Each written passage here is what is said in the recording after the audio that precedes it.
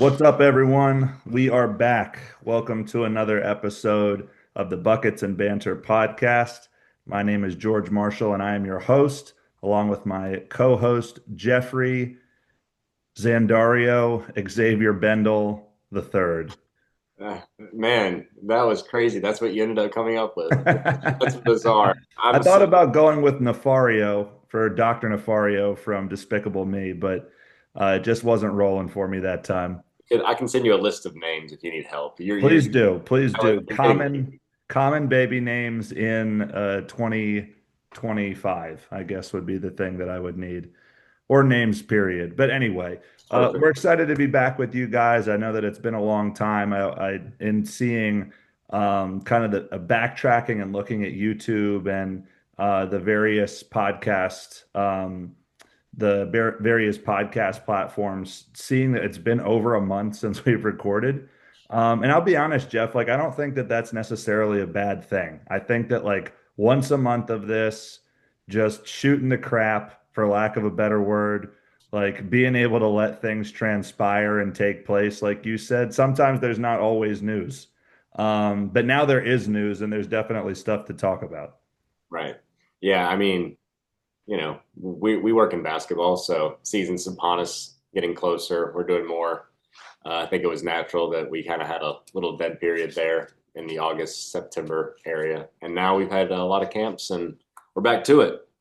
A lot of camps, few commitments, um, some recent discussions on favorite fast food locations, as well as the firing of a reputable head coach at one of our alma maters, which will take its fair share of time to address towards the end of the episode. But we're pumped about this episode for a couple of reasons. For one, we're going to start with some celebrations for some 2026 graduates who are have committed to their schools and are in a situation now where they are ready to take the next step on their basketball journey, and we're thrilled to kind of celebrate those guys. And in addition to that conversation, Jeff, part of their commitments, I do think it's important to touch on just the state of recruiting in general. Obviously, the London Johnson news takes a huge, it's like blown up all over Twitter. Um, I do think that that situation is a bit more logical when you break it down to like what it actually is. And it's very unique to him specifically. 100%. Yes. Very unique to him. Very few players that applies to, but we'll get to that state of the conversation. Then we're going to do a top five, but we're going to put a spin on it because Jeff and I often debate about what the best food items are to get and from where. So we're actually going to title our top five, Putting You on Game, because I think that we can both agree that our orders are, in fact, the best at these various fast food establishments. Of course. I have no problem saying that, whether it be Cookout, whether it be McDonald's, whether it's Chipotle, and then also a surprise one, which if you haven't been to this place when we bring it up, like, does your opinion even really matter in the world? It's hard to say. And then we're going to get into just general takes on camp culture. There have been a ton of really good camps recently. Elite camps for colleges have winded down. And then, you're now getting into camps such as the Top 80 and various camps from brought to you by Paul Biancardi. And then we'll finish up with our sound offs, which I'm really excited about. So let's start with the commitment section, Jeff. Who have you seen commit? And what is your take on that commitment in general? I figured you would go ahead and lead the way. So why don't you go ahead and start? Cool. Thank you for that. There's a few that jump out. I mean, first and foremost, I think it's important to shout out um, someone like Will Stevens, such a riser throughout the course of his career. We all know what he can do, right? Tremendous shot blocker, tremendous, modern big, if you will. But to get to a place like Clemson, which we know has a track record of molding players like him into professionals, a la PJ Hall. I mean, there's a number of people. He obviously wasn't kind of as like big physically as PJ in terms of weight, but definitely a program that prioritizes development. So to me, he would be one of them. The other one, I got to go back to my 252 roots. I got to shout out Kobe Edwards. I love the Elon commitment. For those of you who don't know, Billy Taylor's son, Savion, was one of my players my first year at the Burlington School when we won the state championship. And he is now at Elon. Billy is still there as the head coach. So for Kobe to navigate the waters and the difficulties and the politics of recruiting to get himself to a place where he's still close to home and can feel successful representing the state in an up and coming program in the CAA. So I'm very excited for that, and I think that that's a perfect fit for him. Yeah, I would agree with that, both of those. I would also say shout out to Deontay Neal. Hmm. Going to UNCG. I think that's a great fit, great level for him. Mike Jones has had success with guards similar to him, Right. and I think he'll do very well there. Um, I also think Jai Dawkins. I think that's Yes. that's a nice gig going out west. But yeah, I think a lot of these guys have just continued to go to the right level, and I think it's been kind of reflected in like we're kind of leading into what recruitment has become is you're not going to get you're not going to get a lot of offers anymore. So the Hmm. offers you do get are kind of you should really value those because coaches could really actually now put them elsewhere. It's not times of old where schools are offering hundreds of Right. kids in classes.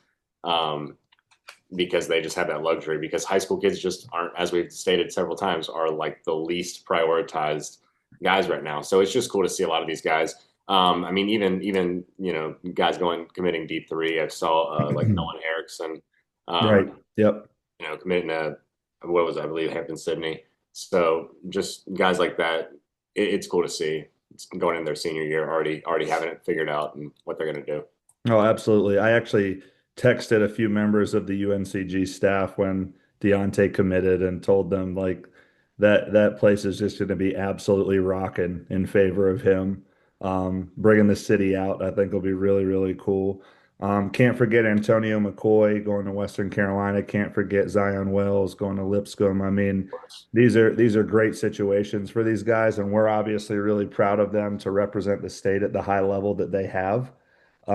It's been exciting to see. It's been really great. So obviously, shout out to them. To your point, though, and kind of the second part of this conversation that I think is important is like, how wild is it in the world of recruiting right now? I mean, when you start thinking about all of the dynamics that we've talked about, two of the dynamics we really haven't discussed at all were the impact of these international semi-professional players, two professional players and the impact that the G League has had. And I think that it's important for our listeners that we gain clarity as to like what is the G League rule. That's obviously very specific to London Johnson, but I mean, man, what a pickup for Louisville. Like, holy crap. That is something. So I've already had several conversations about this at length, and I don't want to say that I'm extremely educated on this topic because I'm not, but I do feel like I know enough to explain. London Johnson is a one-off in that he signed a contract with the Ignite, never was under the NBA's umbrella. The Right. Ignite and that program is different from the G League actually. They play the G League, but they are not actually a G League by contract Mhm. under the NBA rules. So Mhm. this would be the equivalent as if you came out of high school, went overseas, and then Right. came back and played in college. Yep. Same thing. This is just the fact that it has the NBA's name tied to it. I think kind of makes people a little weary of what could possibly unfold in the Pandora's box that could be opened with Sure. this. But I do think that the NBA is, it's important to remember the NBA is not going to allow any player that's ever signed an NBA contract to go back into college. Yep. That's You, it. Yep. and not only from a standpoint of that's just in their bylaws. But secondly, the NBA is not, that would completely collapse the system that is in place. Right. That would completely destroy what college basketball become. It would be a free market at that point. It would really become even more ridiculous than what it already is. As you see guys in their, mid to late 20s still playing in college. But if it were open market, you would see, guys that are not having great success in the NBA don't being able to go to college and make more money. But that's just That's not going to happen. The NBA will never allow that to happen. Right. And what my thought would be if that something like that were like the college basketball NCAA were to ever try to allow that, the NBA would just block that one, Mm. and then they would just probably allow players to come straight out of high school into the NBA again, Yeah. um, just killing the high or the college product. Yeah. No semblance of a contract, 10 two-way, 10-day, like that is not what happened in this situation. Like Correct. what I'm obviously interested in is how do you determine credit hours? And I think that what I read online is that a lot of it honestly is now based on age. So it's not really a situation where there isn't thought that's put into this. It's not like something that's just randomly thrown out as a new possibility because it isn't a possibility for the majority of the players in the G League. Right. Um, you know, it's Post. this is a very small population of players, but when you start thinking about the creativity of colleges using this knowledge and information similar to the way that you're seeing so many colleges go overseas to get players, it's pretty remarkable when you start thinking about the way that this is transpiring. When we went on a visit to Virginia Tech, when it was myself and our assistant coach Carrington Young and Charles and Guerin, they have a 6'7", 6'8" player there, Neo from Greece, and he's literally damn near Charles's height. And this guy is going to run point guard for them in preparation for what the NBA is asking for. And so when you Look start at the thinking Houston about, Rockets lineup tonight. well, 100%, right? Like that's what it is. This is modern, and again, that's also an example, the Rockets, of thinking about how the market changes and what's best lineup wise. So like everyone is who is staying a step ahead of this is going to win. I think that this is a creative example. I'm all for it if it's what's best for the kid. And in this situation, I think that it might be. I mean, Michael Brown will not be there by the time London gets to play at all. We can pretty clearly say that Michael, I would say, high 90% is going to be a one and done player, or at least has set a goal to be. And London can't play this year. So it's not going to impact him in that way. The other thing that it makes me think about, and I'd love to hear your take on this, is like this immediate rage that everyone gets into when they see a piece of news. Like, when will that end, if ever? No, it won't. Like the amount of this is ruining sports. It's horrible. I'm like, but maybe we just read. Yeah. Maybe we just read the rules and read an article. Like, we don't need to panic.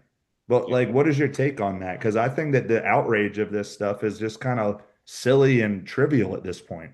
Well, I think it's easy to have outrage if you just don't know what's going on and you Sure. just see it at a surface level and you think that, oh man, an NBA player is going back to college, but he really playing against pros and being a pro aren't necessarily the same in this That's context. right. And again, you say it's this doesn't apply to the majority of players. This is you could probably count on one hand how many players this actually applies to because there's only set players that are in that Ignite program that can maintain that fluidity in and out. You Sure. know, so the outrage part of it is really just comes from lack of knowledge and lack of being informed. When you open up amateurs being able to be paid, these are the type of quote unquote loopholes that people are going to find because Completely. they're going to find more mature players who are going to benefit their programs. And it also impacts recruiting because you see kids who may have been high major players who are now having to dabble in mid-major waters or low major waters. And that's not a bad thing. That's just what it is. I Right. don't think that there's, go ahead. I was just going to say, and it's important to remember London, his deal was a 2 year, $1.1 million deal with this program. Right. So he's probably going to make more money for Louisville than he would have trying to either A, test the NBA waters or like go sign with a G League team or try to go overseas because his first 2 years in the G or for this Ignite team, he was, 10 points a game. Hmm. The last year he bounced around, didn't play well. So I say bounce around, but he just didn't play well. So yeah, I think he should. in my opinion, I don't see a scenario where he's not a top 10 player in college. Like, I don't see how that's Mm, not a thing because I mean, he's been playing against guys who are pros. right. Which is the benefit of European players who go through those developmental systems, which we've Right. talked about. Um, I think it's fascinating, and I think that it's important for people to be well informed. Shout out to Rod Edwards, who I had a great conversation with on the phone 2 days ago. Um, right after the Kobe announcement, I was able to speak to him the following day, and he's prided himself on being well informed and staying up to date with what the trends are in basketball. And I think that that allowed him to help his son make a decision that ultimately is going to set him up to have a great experience and be his most successful self. So Jeff has said this multiple times on here. Parents, you are all capable of doing this. You are all capable of finding and having this information. You are all capable of asking these questions. Please do so because it will only help your child in their recruiting process in the long run. Let's get into the next topic. It's time to put you on game. So we've got a couple establishments. I really don't know the direction that you want to take this. If there's like go-to orders or if like I'll let you you want lead the way. to say it again. I'll let you lead the way. I'll throw a couple mentions in there. So let's just pick, my way would be like pick an establishment that we think is like a go-to specifically in North Carolina. I think is very important because I mean, we've had an Australian listener, I guess, Hell yeah. unless that was just like some bot that was supposedly listening to the Buckets and Banter podcast. Welcome from Australia. Yes. G'day, mate. Terrible Australian accent, probably a little We just offensive. lost him. Let's get Her, started. You her. just lost him. Let's get started with the segment. So, I mean, let's just start basic, man. Let's go with Cookout.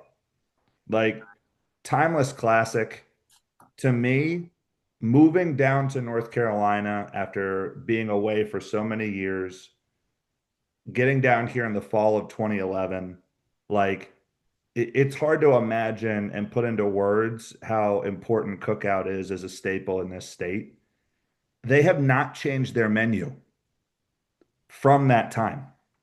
Correct. Like this is They've not only like improved it, actually. like we're not deviating, we're not changing, we're not looking, we're not searching. Like who we are is who we are. And normally, I would say that that's not the route to go and that you should always look to get better. But man, if it ain't broke, don't fix it. So why don't you put the people on game? If this is like a top five, this is certainly one of my top five. So what is your like go-to there? So cookout, gotta get a tray, of course. I don't know what else you eat. Like that's the standard. Like if you don't get a tray, that you're like you you've got to be like exiled to Virginia or like Get out. something like that. Yeah, get out. So I would go. It depends on what I'm feeling, but I'm either spicy chicken sandwich or quesadilla tray, and then seasoned fries. And depending on how I'm feeling, it's going to be either hush puppies. Mm. Oh, sorry, let me rephrase. Honey mustard wrap, seasoned fries, and then I'm probably going to get a side of hush puppies as well. And for the drink, You're going probably huge tea. I'm You're probably going going huge. huge You're tea, going but huge man, tea. orange push-up milkshake or peanut butter fudge is right there. Chocolate peanut butter fudge was right there. So and a lot of honey mustard for all of that. So So let me really put people on game here, right? that So if was a solid order. B if I'm plus. new to the state and I'm visiting or I'm driving through North Carolina and I stop at Cookout, the most cost-effective way to approach their menu is to get a junior tray. The, Boo. the junior tray is going to be 805 every time flat guaranteed. That's not like the only way that it would deviate from that cost is if you got cheese on the burger. Okay. Now, Which your kids are not allowed to have. me being a big hoss, I'm not always going to go junior tray. Sometimes you got to just go big double burger. Like you got to go to what works. It's clearly a staple. Get the big double burger. Sometimes I'll get it Carolina style and I'll just mix it in there. I'm a big fan of that. But more likely than not, I'm going to go lettuce, onion, ketchup, pickle. Then I'm going to go cheese bites, honey mustard wrap, and Mhm. I'm always getting the huge tea. There's no deviation. And if you get a Okay. bottle of water from Cookout, again, exile yourself Yeah. to the Northeast United States and just don't return. Like there's no way. If huge tea is on the menu, You get that. get a freaking huge tea. Get a huge T. Get Where a else you gonna liter of get huge cola, items? for goodness sake. Like, Also, no hot way. take, hot take. Cookouts burgers are extremely overrated. Oh, Really? I think that that is an extremely hot take. Your dog is furious. Uh, I think you're wrong. I'm going to be honest with you. I didn't want to go on record as like starting a judgment war. The quesadilla tray, that's a weak order. you don't know what's going Weak. on over there. You don't know what's going on. That's a weak order. Yeah. Weak. I said spicy chicken. Spicy chicken Or, sandwich. Spicy chicken sandwich is a strong order. thanks. Getting the quesadilla as the primary item, at best, the quesadilla is a side. Listen, let's move At on to the best. next one before we start throwing haymakers here.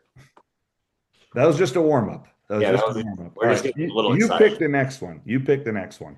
All right, so I'm going to go to one of our, both of our favorites. We've eaten here several times. Dario.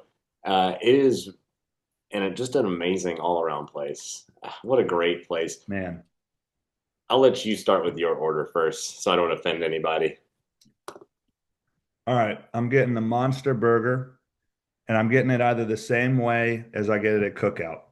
So I'm either going all the way, which I love. They do such a good job with the monster burger. First of all, Dario is Cookout with Chick-fil-A service. So Facts. like you're in a situation where the environment is clean, everything is rocking and rolling. It never takes you too long to get your food. They know what the heck they're doing. Plus, you have the separate ice cream laid out in front of you on the right. That's Appreciate that. another great addition. I don't personally dabble in that often, but Wow. when I go to Dario, I'm going either Dr. Pepper or root beer to drink. I'm going Monster Burger with fries, always a side of ranch. Let me put y'all on game at Dario. You have to get a grilled cheese sandwich. Their grilled cheese may be a top three nationally. Wow. Like it is absolutely as elite gets. Like I'm telling you, it is worth the extra $3 to $4 just to have that extra little oomph in the meal. It's worth it. But huge Dario fan. We call it dubs for Dario at TBS whenever we're in the western part of the state. We know that's where we're stopping on the way home.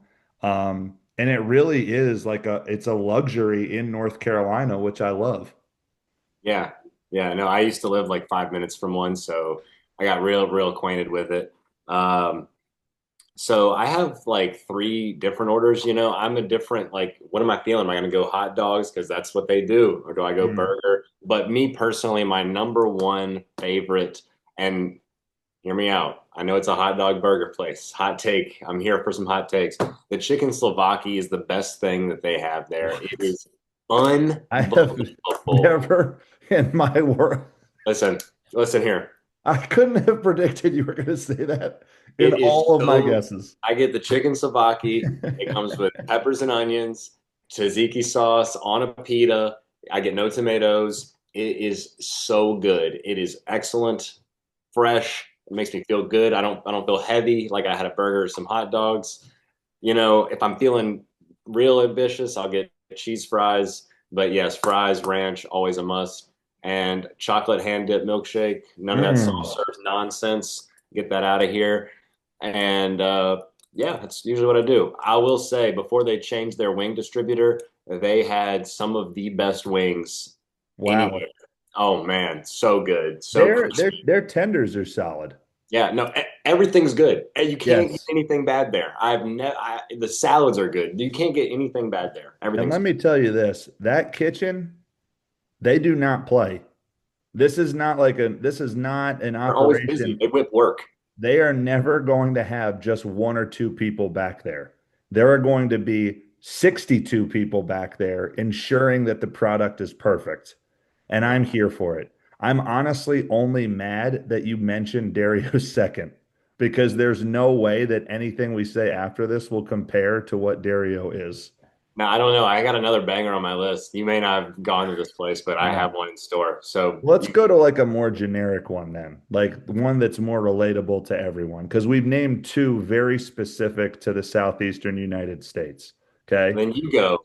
All right. Well, let's go. Let's go. What's your go-to at Chipotle? Man, I'm pretty basic at Chipotle. I go straight chicken bowl with cheese, white rice, hot sauce, sour cream, lettuce. Box it up for me. Let's get it. You literally just described the meal of an eighth grade boy. Well, I don't know what you want me to say to that. I don't know how you could respond to that. I mean, at minimum to that order, I like the chicken bowl. I think that again, similar to how you talked about Dario, when I'm at Chipotle, it very much depends on what is the item that I'm going to order. What are One of you their getting? one of their most underrated items is the crispy tacos. If you get the hard shell tacos with steak, listen, I'm telling you, let me put you on game right now. I'm the eighth grade boy, and you're getting tacos like a 12-year-old. Crispy tacos with steak. Okay. You got to go medium salsa, sour cream, corn cheese. That's all you need. I get corn too. Sorry. So there you go. All right. You move from eighth to 10th grade. Well done. Thanks. You're still in second. But if you get that with the crispy steak tacos, that's different. Now, that's not my go-to order. My go-to, like you, is the chicken bowl. The addition that I would add to yours on the chicken bowl is I got to go peppers and onions. I'm going medium salsa. I do that sometimes. Hot's good. I like the hot, but I don't want it to overwhelm the bowl. Oh, Have you ever, do you great ever flavor. dabble in the bottled Coke when you're there? No. Oh, Like a glass bottle? oh, tremendous. I don't pay the premium for that glass bottle. I'll get my I go premium glass bottled bottle Coke, elsewhere. or I'm going to get Nantucket apple juice. Okay. That's the way to go there. I'm always going to try and save, maybe get a side of chips, maybe get a little salsa, corn salsa, sour cream, whatever I'm feeling, which leads me to the most underrated item at Chipotle, the kids quesadilla. Yeah. See, I knew some bargain hunting dad nonsense was on the way. Parent, husband, right? Parent You husband. have to do this now. Like Yes. this is what you do as a parent. You are going to bargain hunt. But their quesadilla with the three different side options, primo. Absolutely fantastic. Hits every time. Chicken quesadilla, chicken and cheese. Simple. It's easy money every single time. Okay, fair enough. Yeah, I don't have anything else to add to that. We'll go on to the next one. Sorry, I don't have a billion Twitter followers. Who does, you know? I'm not rolling in the dough like Jeff Bendel. Yeah, not like me. I was gonna say Lizard's Thicket, but it's a shame that you haven't been there. So Mm-mm. whatever. I guess we'll go on. You know, I can't. There's not like a. You can't say Canes because it's like you get the box combo. Got to get the box combo, 100%. I guess we can go on a Chick-fil-A, which is, you know, still just such a generic place. It's hard to put you on game when we got generic places. But We'll go all do a non-generic place. I mean, I would say that Bojangles is less generic than that. oh, then I'll go Culver's. Culver's. Ooh, good call, good call, good call. I got an item here. I got an item here. Okay, all right. Well, Culver's, I'm pretty basic. I just go double deluxe with bacon, all everything on it. Uh, I know people really are big a fan of the cheese curds. I get fries. I know, whatever. I And like Dr. the onion Pepper, rings. I think the onion rings are good. they're good. They're good. They're good. And then a Dr. Pepper. But their ice cream's also good. It's a little bit thick for me. Yes, understood. I think that the fried shrimp is Ooh, an underrated addition to the Culver's menu that really separates Culver's from other places. So I'm with you. I actually get the exact same thing as you there. I don't deviate. I'm not like dabbling in the chicken, dabbling in this or that. When I go I to hear the fish Culver's, is good. The fish looks good, but I don't eat fish like that. So I don't trust, same. I can't make myself trust it like I would want to trust it. So I'm Fair. always going to go with the safe option there. The only thing I would dabble in is the fried shrimp, what does kind of contradict what I just said, but it's a little bit different. Hard to describe. I like the cheese curds or the onion rings when I go with the vibe at Culver's. I'm with you. I like mixing in a little Dr. Pepper there. That's one of my favorites. Now, if I'm putting people on game for real, we'll do one more each, and then we'll keep it moving back to basketball. I think that if you are not using the McDonald's app, Just, you're an idiot. Like what? There's nothing else that can be said. Well, I don't like McDonald's.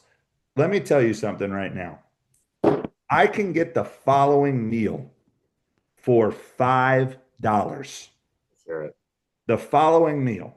Because on the app, as a valued customer, I'm going to use the reward for the any size fry with any size drink. So I'm always going to go large there because I'm a Why man. not? Why would I get a small America. fry? Like this is America. So I'm going large fry, small Coke because I want to trick my mind into thinking that that's somehow helping my health. Interesting. But then I'm going buy one, get one menu with two McDoubles.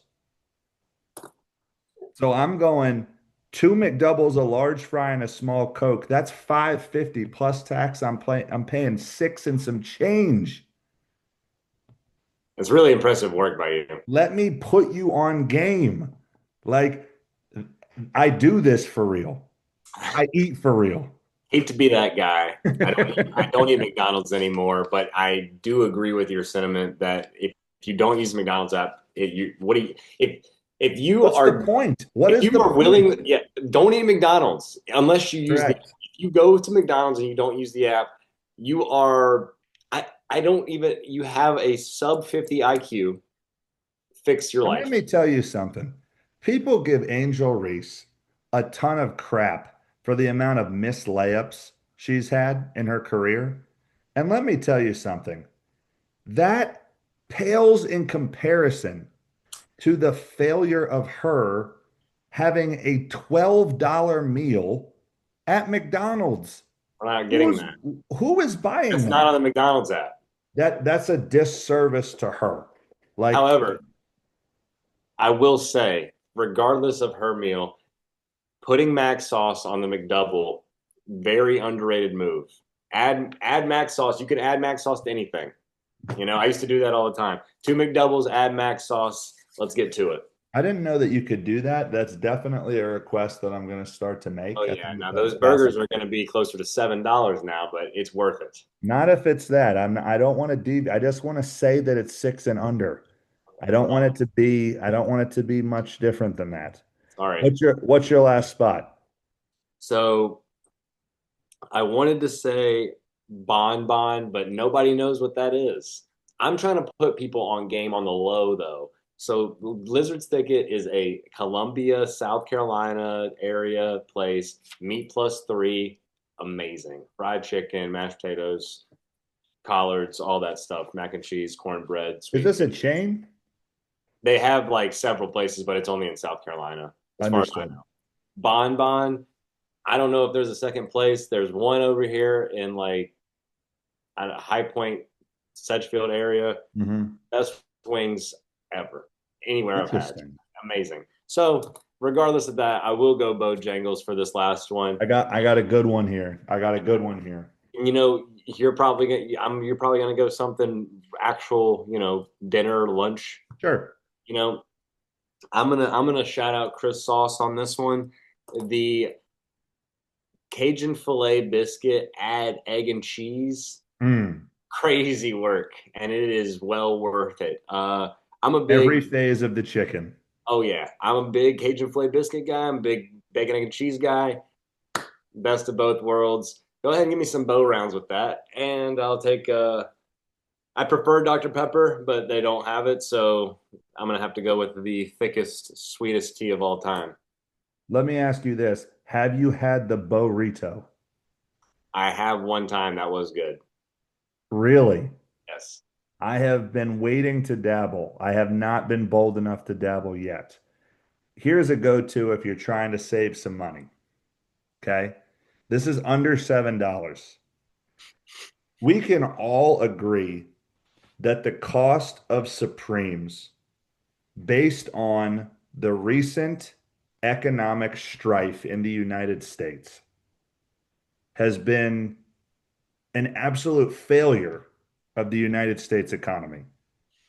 Because the reality is, you used to be able to get like a box with four for like $8.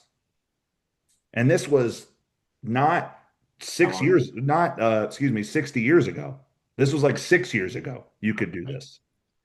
And now it's three for 10, it's four for 11, it's five for 12. It's something crazy. Let me put y'all on game. Just get the kids Supremes. Facts. I Just used to get the do that. kids Supremes. Took it aside. Kids Supremes, you get two plus a side and a biscuit and a small and a kitty drink. We all know that if you get a huge tea from Bojangles, that is not the same as a huge tea from Cookout. Now, you may say, "Oh, well, the calories are the same, coach, that the sugar is this." Have you had the sweet tea at Bojangles? It's literally syrup. It's like chugging a bottle of syrup. So it's not the same. But if you get the two Supremes, you can still get the sauce, you can still get the biscuit, and you get the small fry with the drink. That's six ninety something. You're right there. You're one tender away from the meal you would have had. Is saving the dollar, $2, $3. You're saving $3 on that meal compared to the three-piece Supreme? Is that one tender worth $3 to you? Come on, man. Come on. I'd Let me also put like you to, on game real quick. for me personally, I'd also like to add, if the fries are not seasoned, go ahead and throw those away. And if there's no honey mustard with it, go ahead and just throw the whole thing away. Bojangles has the greatest variability of their fries of any fast food restaurant. I'm willing to agree with And that. that is what puts them down on the list. When Yeah. they hit, they're like, you Wow. might need to go through the drive-through and then go back through the drive-through again. When they don't hit, immediately tossed out the window. Same Like with bowberries. If they're hit, yes, thank you. Thank you. Yes, yeah. But yeah, 100%. I think we put people on for sure. I think that we definitely have put people on game. All Like right, task handled. Let's talk camps. So, as we finish off our episode, we're going to be obviously doing our sound off at the very end, but we're now in full like thick of things with camp season. And so we thought it would be a good time to just pause and just take some time to talk about camp culture in general. I think that there are a couple of important things to acknowledge. For one, the success of a camp varies based on what the organization prioritizes. So when I think about elite camps at the college level, I've seen them done extremely, extremely well, and I've seen them done very, very poorly and be a complete money grab and waste of time. I've seen the same thing be true of all-star camps or top 100s or top 80s or top 60s or whatever the case may be. The second thing that's important to understand is that when we discuss the camps that we're going to talk about, we have addressed this on previous episodes. There are a lot of talented players who should have been in the North Carolina top 80 that couldn't have been because they transferred out of the state.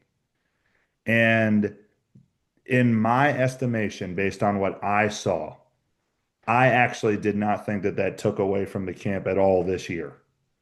Do I think that you could have limited numbers to make a true top 80, especially with how talented the sophomore class is? I do. I do think that. I don't think that that took away from what the event was. So what are your takes just on the on that camp and on camps in general as we're knee deep in camp season right now? Yeah, I think this year was actually a pretty unique case. Just in that the 28 class was so strong, is so Yes. strong, and we had so many of those guys all come to camp. I mean, TJ Brunson was committed to come. He had a family incident, um, and then like I think the only guy that wasn't there was Paul Coffin. Everybody else was committed to being there or was there. So I think that this is a unique situation where that class is so strong that it actually having its own camp was almost necessary because Right. the class within itself there was enough competition for these guys to really go against one another, especially from position groups. They're really at this point, this is the hierarchy of who's who, and these guys really wanting to establish themselves. And I think above all, my biggest takeaway with both North Carolina and South Carolina, but especially North Carolina top 80 this year, sophomore 40, freshman 40, is I really, as much as I've talked about how kids have, you know, struggled to compete in a lot of these settings because they play so much. I was really impressed with how much all these guys competed. I Mhm. felt like guys really played hard and played at a high level, and I think we're getting back to the point of guys don't want to be embarrassed or showed up or outperformed by their peers or um, the guys that they're supposed to be rivaling in positionally or what have you in their class. So they actually want to compete, and I think it yielded good results. I think that that is true for the majority of kids. I still think that there are kids who are going to get acknowledged because of their reputation rather than their performance at the event. Sure, Like I know for a fact that some of the people that were acknowledged at the Paul B. and Cardi camp were not as deserving as others who should have been acknowledged. I mean, sure. there was a five-star there, sophomore from Illinois, and let me tell you, that boy is a player. Like he is a real deal hooper. He was by far one of the upper echelon kids there. Really, really impressive. And I just didn't see him written about at all. And I do wonder why that was the case. Um, but in general, here's what I liked about the camp, especially the top 80. It was great to see kids competing. It was great to see the roster structure. And you probably caught you because I know that you were in large part responsible for that. Is that Maybe. correct? Maybe I I mean, you're going to catch crap because of the Charles, Deontay, Kobe, Noah team. But I mean, good grief. But like CB McGrath's kid stole the show for that group, if we're just being honest. Like he was unbelievably good at that camp. Um, I think that the team that I enjoyed watching the most was Ian Bailey, Nick Arnold, Julian Lowe, Dan Casada, Dylan Tweedy, on Calvert. Dylan Yeah. Twitty, excuse me. Um, like, let's just come out and like bing, bing, bing, bing, bing, bing, bing, bing, bing, bing, bing, dribble, drive, pass, kick three, Yeah.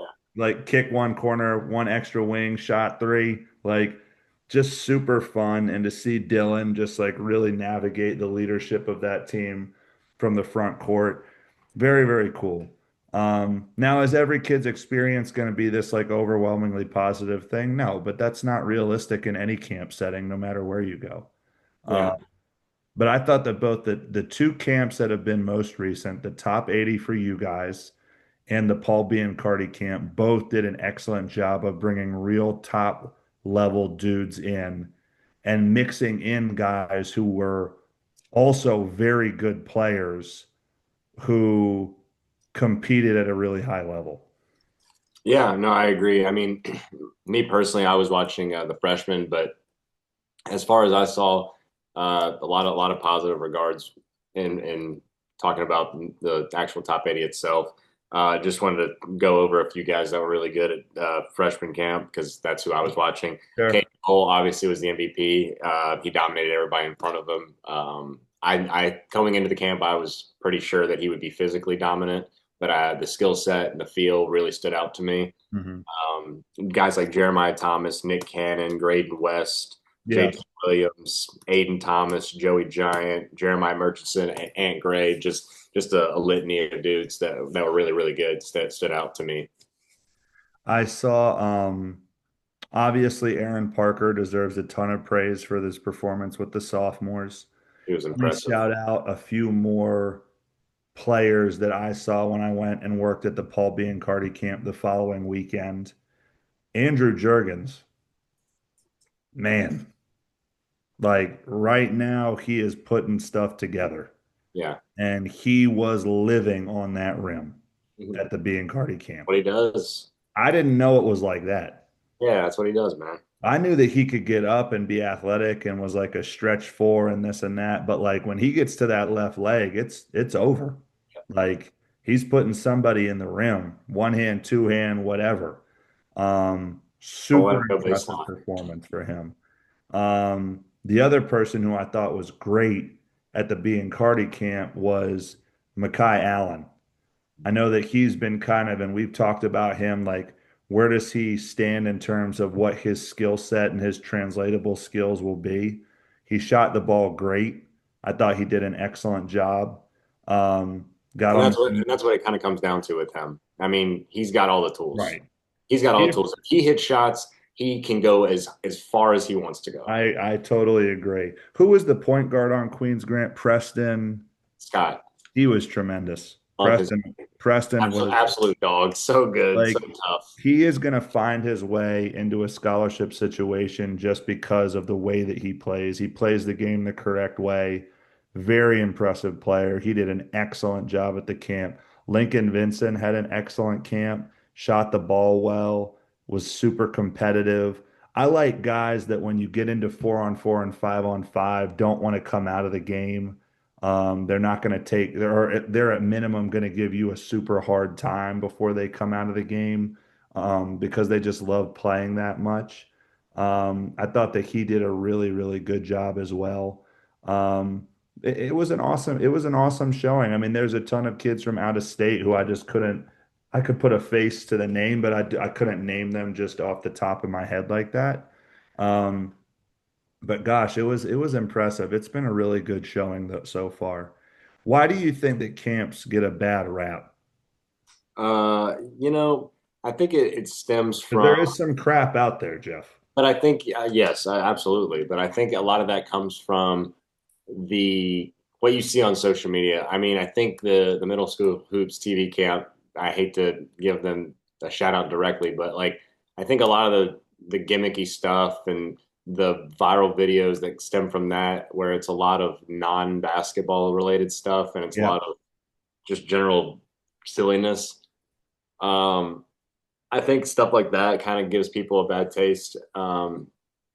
And when camps have such overwhelmingly large numbers, I think that kind of relays that sure. how how can my kid be prioritized or how can my kid be important? Great point. Great point. But when it's kind of more of an intimate setting, and especially with these camps in North and South Carolina, while there are a lot of kids that are new faces, especially for the freshman side of things, we do know a lot of these kids, so it is more of a sample size viewing than it is to an evaluation viewing. Because how do you compete against your peers? How do you compete against other guys? I honestly, and I can't emphasize this enough. The scoring is cool, and that does get attention from in various settings and in various Right. capacities with these camps. But I personally, I don't really look at that. I really just watch the games and see how these kids perform and compete. Obviously, the scoring Sure. matters, and it's in its context. But like, there are plenty of hollow 20, 30 point games at these camps, whereas there's plenty of meaningful 20 and 30 point games at these camps. So it's really Sure. just about being able to watch and discern what one from another. What would you say to people who didn't appreciate like um the lack of those like top tier guys? Um to me, it's more of a byproduct of the fact that they've transferred out, not that they didn't want to play in. Yeah. Um, Say it I mean, again. that's ultimately what it is. I don't know that there's a whole lot to talk about. You see, like I said, the sophomore class, all the top guys are still here. All the top Sure. guys were in attendance. It's just one of those things where yeah, it sucks that these guys left, but ultimately, uh, it's good that these guys are seizing opportunities and going elsewhere and kind of doing their thing. That's better than them attending a camp, and especially in my opinion, committed players and seniors. That's really it's nice, it's fun, it's a good little showcase for them, but that's really not what this is truly based on and built for. Um, ultimately, like I remember we used to have the camp in March, so like the amount of seniors was not what it is now, Right, right. because there's a lot more kids in and out of that recruitment wave and still needing that opportunity, that platform. You're always going to find people who get upset because they're on the team with the chucker who thinks that their best way to Sure. move forward and to increase their ranking is to score. And in some capacities, that is true for certain kids who are really that is their skill set. But the reality is, for most kids, you just have to play good team basketball. Like, that's what I enjoyed so much about watching Julian's team play. I mean, I think they scored 130 points in a game. And it's like, yeah, of course, there's like no real defense. And like, that's like somewhat true, but not entirely true. The other reality is like if you just get a team that plays the right way, they're going to get more shots. They're going to get more open shots. Their efficiency is going to be through the roof. They're going to guard better because they're making shots. The other thing, and this is a big shout out to you guys, you got good coaches there. Yeah. And you had good men on the sideline who were holding it down, whether it was Dory Hines, whether it was Nick Jones, whether it was, any number of public school guys who were there and were great. And the list goes on and on and on and on. That's just two that I saw and spoke to directly. Um, but when you have a good coach, that also matters. So I thought that it was a really cool celebration. I would encourage people to continue to find avenues to take advantage of really good camp experiences for kids because it's all about development and competition. And ultimately, if you don't get a write up at those camps, guys, it's literally meaningless. It doesn't mean a single thing if you didn't get a write up and your best friend did. Yeah, hey, you still get an evaluation, by the way. Correct. I'm working on those. You But get also to my last point with that, and it kind of I kind of lost it in the shuffle with what you asked me originally. I think of like a guy like Nick Arnold. I don't think I've ever seen Nick Arnold take 20 shots in a game ever. right. But I've seen Nick Arnold dominate a game countless times, and even in these camp settings, and even a coach that's never seen him before who coaches him writes glowingly about the kid. And Hmm. you look at the scoring totals, and he doesn't have to score 20 to stand out. And it's like Right. whether he was written about or not, he still made an impression, still stood out. So it's how you approach it. Um, ultimately, and there are of course instances of you got chuckers or what have you, but Sure. you can if you showing the ability to carve out a role in any setting is pretty invaluable. No, I totally agree. Last shout out on it is saw college coaches there. The event was well covered, good videography, good photography. So both the camp you guys had and the camp with Paul B and Cardi.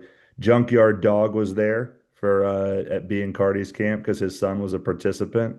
Right. Um, I mean, it's crazy to think like that dude is a 12-year vet. Like you better lean in when he's speaking because that's some real knowledge right there. But it's cool to be able to coach with a guy like that as well. But let's get into the sound offs. So I obviously am prepared, Go and I first. will do the absolute best that I can to keep this to a reasonable time. But I'd like to let you go first before I can kind of leverage mine into a lesson for coaches to the absolute best of my abilities. Well, I'll start with now that the season is upon us, it's just important to remember. And this is less of a sound off and more of a friendly reminder, just for everybody to just remain calm. What better time than the present to just remain calm? There's nothing, if you can't control it, there's nothing to worry about. Just Right. control. And at the end of the day, just follow the path laid out for you. Boom. Not even a sound off, more of a kind regards from me. Turning over a new leaf. There's nothing to sound off about. It's all happy. I am.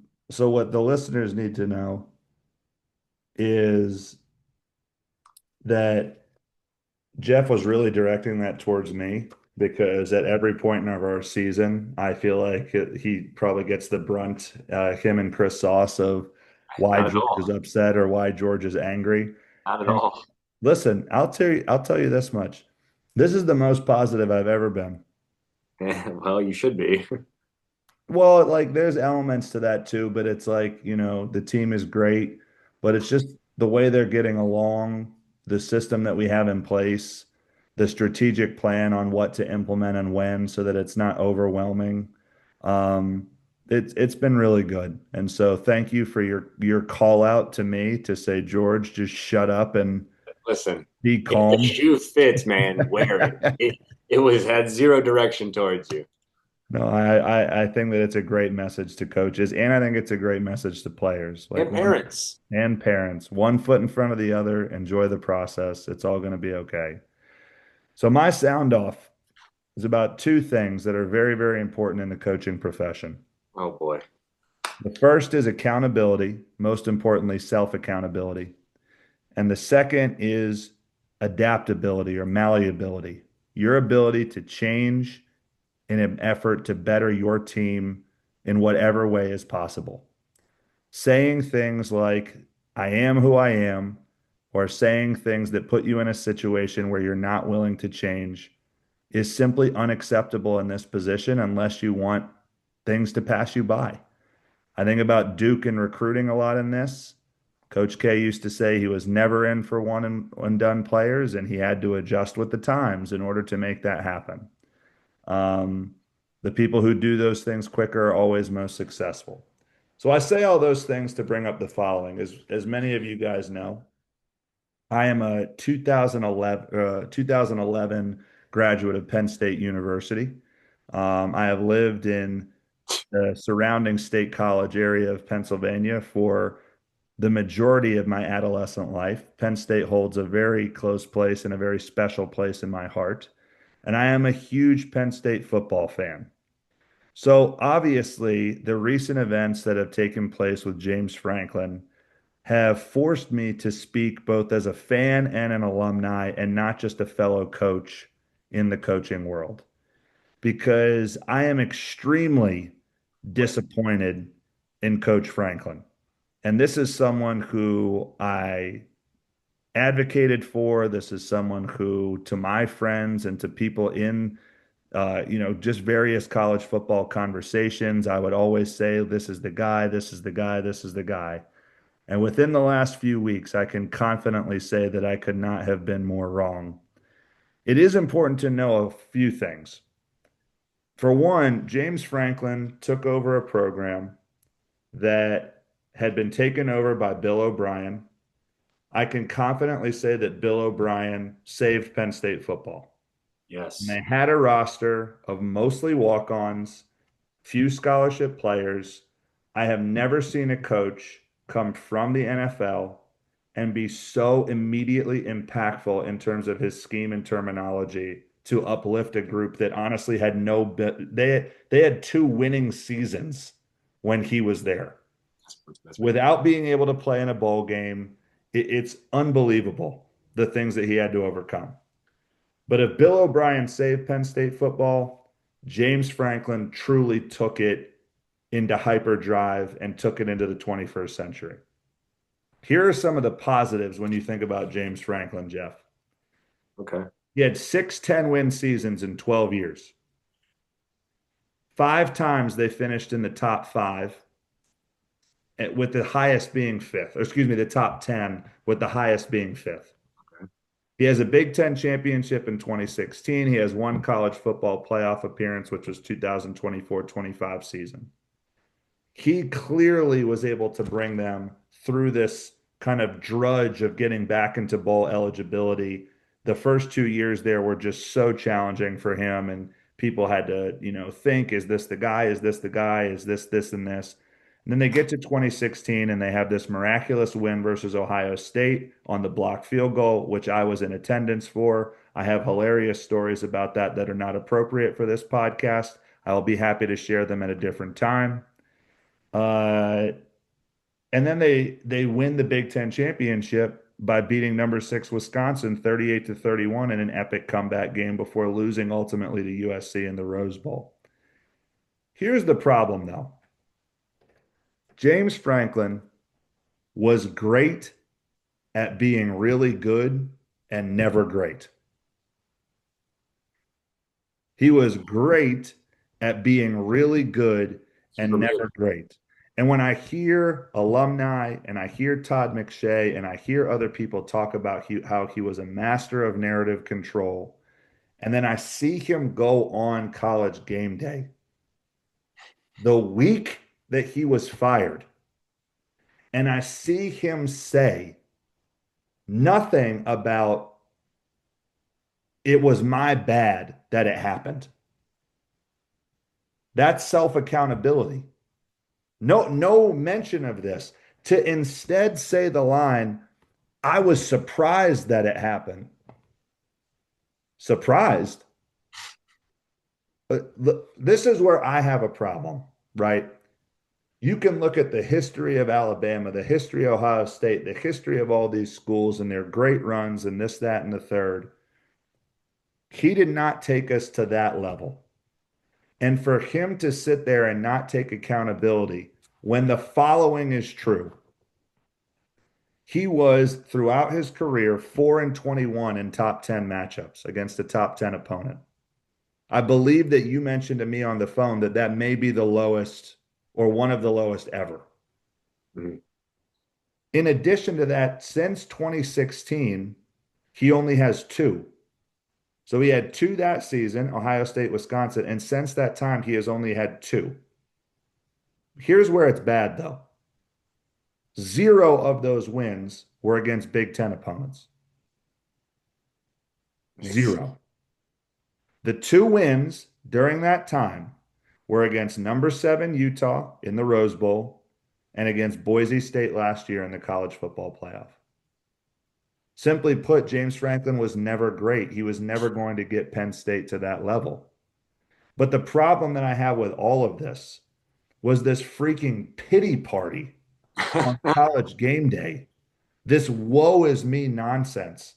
And for him to say the audacity of the following: we wanted to win a national championship at Penn State, but now we'll just go win one somewhere else. Coach, you've never won one. It's not like Penn State had done you a disservice. When you asked for things to get done, they got done. When you asked for things to take place recruiting wise, they took place. Beaver Stadium is currently in a $700 million renovation. Do you understand how this impacts the economy of the people of State College? And then, in addition to that, if this report is true, which it is being reported, that one, Adidas got involved potentially in the decision, and two, that you went above the athletic director to get to get an extension on your contract. What did you know at the beginning of this year? What did you see that was bamboozling people into not seeing the number two team in the country? Why do quarterbacks not develop when they're supposed to be pros under you unless they have a dual threat type of skill set? Now, here's the other problem: malleability. How is it possible Oh my that you hire God. two coordinators for $5 million combined? And literally, it looks like the entire system from last year and the years past have gotten worse. The greatest decision that he ever made was to hire Joe Moorhead in 2016 as the offensive coordinator with Trace McSorley as the quarterback. Please just post this on like a Penn State Reddit thread or something. I can't because I'm so frustrated by it. Like, for him to say that he was surprised, Jeff, Coach Franklin in 2021 off of a bye week lost to two-win Illinois at home during homecoming in 9 overtimes. Then this year, he loses to UCLA, who was winless, and Northwestern at home. both of which were 3 touchdown favorites. And you're surprised?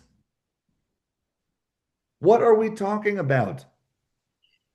Accountability, malleability, adaptability, whatever freaking ability you want to say.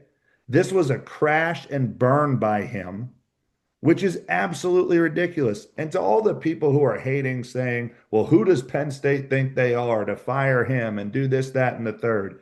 Guys, if you go down his record against ranked opponents in meaningful situations, he is very good when the opponent is 15 through 25. And he is so bad when they are 15 and below. The bowl wins that people talk about, Jeff, are against the following: Washington, Memphis, SMU. Do these sound like the blue bloods of college football? No, they don't. So you can't claim to be great when you don't beat those who are great. So very disappointing end. I wish him all the best. I think that he's going to be obviously in some system somewhere. Someone will believe in what he is as a coach. He took us into the 21st century. We've had dozens of NFL draft picks. That is a product of his vision and the help that he's had from the athletic director, Pat Kraft. But for goodness sake, to sit there and claim you are surprised after the number of failures and chances that you have had to be successful is unacceptable. That was unacceptable. I don't know who his PR people are, but they fleeced ESPN something serious because there was nothing but softballs thrown at him throughout that entire interview. That was ridiculous. Ridiculous. To make Penn State, the university, look like the bad guy. He's the one responsible for the program. That's the responsibility of the head coach. Now we have to sit through a season we know is going to be horrendous. And then hopefully we don't accept if we get to 6-6 by some stroke of luck, we had better decline that bowl like you've never faster than ever before. Get the new coach in and let's rock and roll. Unbelievable. Great sound off, George. Unbelievable. I mean, I've got all the list here of We games. don't What need to. game do We you no, want to know no, no. about? I think 15 minutes is long enough. Hmm. If anyone wants to really get into the nuance of this, Call George. call me. Jeff is past his bedtime, so now we will take things easy.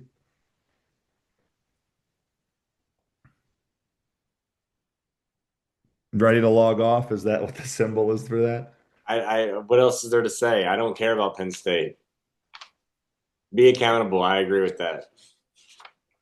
Accountability, malleability. Yeah. Unbelievable looking at this.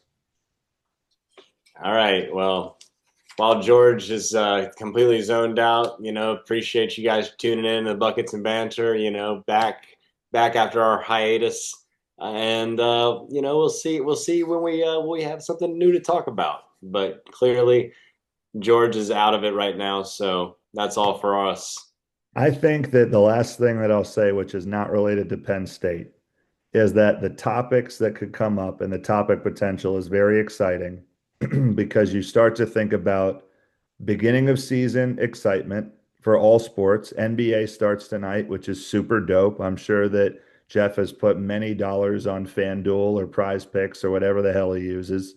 I'm ready to go watch. Fantastic. I do not condone or do any of those things, so don't worry about that with me.